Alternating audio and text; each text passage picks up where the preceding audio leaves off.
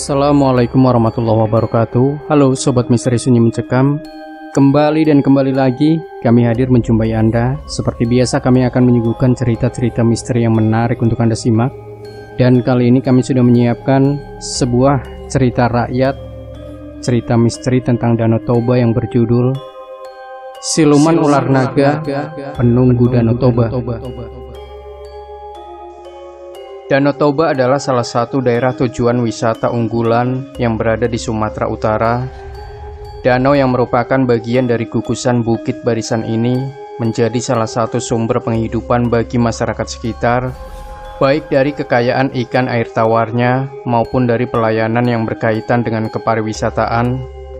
Selain itu, bagi masyarakat sekitarnya, Danau Toba tidak hanya merupakan danau biasa seperti danau buatan misalnya, melainkan terikat erat dengan cerita yang beredar secara turun-temurun.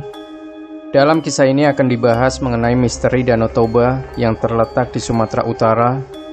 Menurut cerita rakyat yang beredar di wilayah tersebut, Danau Toba terjadi karena pada zaman dahulu kala, ada seorang pemuda miskin yang jatuh cinta pada seekor ikan. Boleh percaya boleh tidak, tapi begitulah cerita yang beredar di masyarakat sekitar Danau Toba yang dipercaya sebagai sebuah kebenaran sampai sekarang.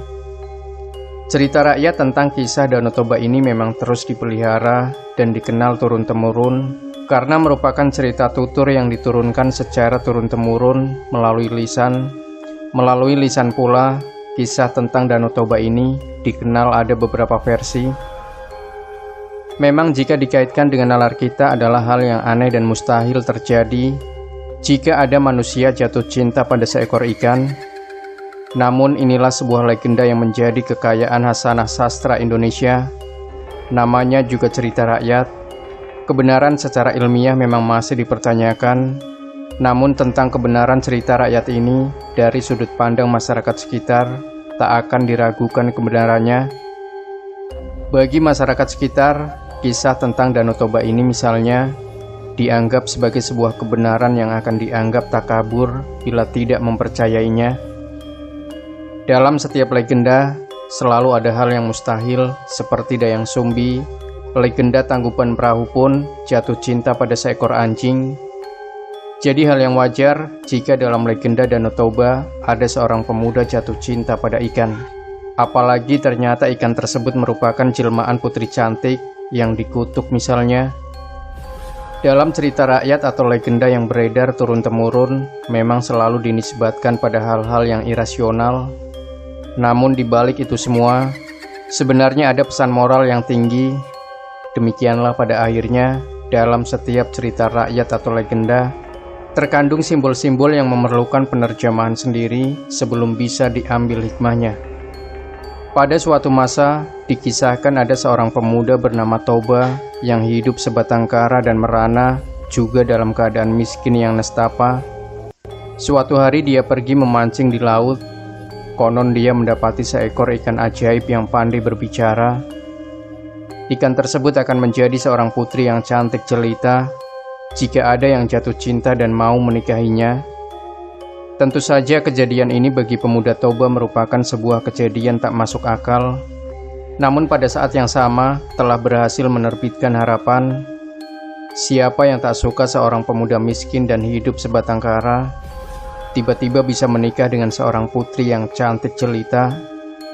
Meskipun hidup miskin dan merana, tentu hidupnya akan jauh lebih berarti manakala memiliki pasangan hidup yang cantik jelita. Apalagi ia adalah seorang putri yang tentu saja anak seorang raja. Terdorong oleh keinginan untuk segera merubah nasibnya sendiri, pada akhirnya si pemuda miskin yang aneh ini mau menikahi si ikan. Memang tidak salah, keajaiban itu akhirnya terjadi. Setelah dinikahinya, maka kembalilah ikan itu menjadi seorang perempuan cantik. Kemudian mereka pun hidup berumah tangga. Namun si ikan itu punya satu syarat, yaitu jika kelak mereka punya anak, jangan pernah sebut asal-usul ibunya atau mengata-ngatai anaknya sebagai anak ikan, karena hal itu akan menyebabkan bencana besar. Tentu saja pemuda Toba menyanggupinya, apalagi syarat yang diajukan putri cantik yang kini jadi istrinya itu. bukanlah syarat yang berat yang harus dipikul dengan segala penderitaan. Keinginan pemuda Toba untuk segera merubah nasib ternyata terkabul. Beberapa tahun berlalu, Toba pun menjadi seorang saudagar kaya raya setelah menikahi seekor ikan yang berubah menjadi seorang putri tersebut. Toba kini hidup bahagia, tidak saja memiliki istri yang cantik, tapi juga bisa hidup kaya raya dari hasil usahanya, sebagaimana layaknya yang hidup berumah tangga. Pada suatu hari pasangan Toba dan ikan yang kini berubah jadi putri itu pun dikaruniai seorang anak laki-laki yang tampan dan lucu. Namun sayang, anak laki-laki ini mempunyai tabiat yang sangat buruk. Tapi Toba tidak serta-merta kelahiran anaknya bertabiat buruk tersebut sebagai kutukan. Sebaliknya, Toba dan istrinya putri cantik jelmaan ikan itu menganggapnya sebagai batu ujian yang mau tidak mau harus dihadapi dengan lapang dada. Toba pun berkeyakinan bahwa setiap ujian itu akan datang bagi mereka yang akan ditinggikan derajatnya. Seperti juga galibnya seorang pelajar yang mendapat ujian sebelum bisa naik tingkat atau naik kelas. Kembali kepada anak dari pasangan Toba dan putri ikan. Dia anak yang serakah dan sangat suka makan, seolah perut kecilnya itu tak pernah puas diisi oleh makanan. Sampai suatu saat, anak laki-laki yang tidak pernah punya rasa kenyang itu memakan semua makanan yang ada di rumah.